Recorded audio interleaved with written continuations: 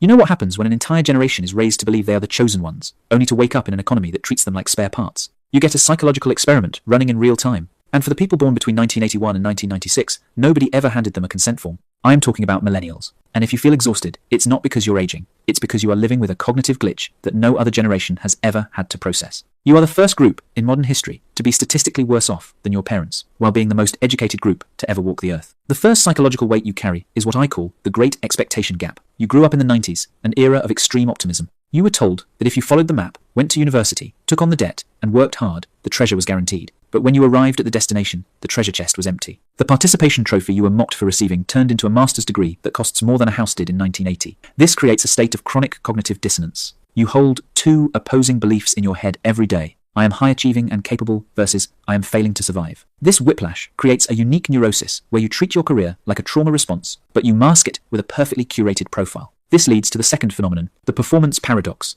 You are the first generation that had to learn how to be an adult while simultaneously performing that adulthood for an audience that doesn't even care. You are essentially running a 24/7 PR campaign for your own life, but you don't have the budget to sustain it. You feel stuck in what psychologists call suspended adulthood. You want the marriage, the house, the kids, but your waiting room for this life is a studio apartment that costs $2,000 a month. You aren't delaying these milestones because you want to. You are delaying them because the entry fee keeps doubling. This creates allostatic load, a biological wear and tear on your body from constantly preparing for a future that never arrives. You are living in a state of permanent buffering. And let's talk about the criticism you face regarding loyalty. Older generations call you job hoppers. Psychology calls you adaptively resilient. You didn't kill the concept of company loyalty. The death of the pension killed it. You are simply applying critical thinking to a system that was never designed to be questioned. You realized early on that in a gig economy, loyalty is a luxury you cannot afford. You are not entitled. You are rational. Finally, you are dealing with schema disruption. This happens when your core belief about how the world works is shattered. You were taught that the world was fair. You still want it to be fair,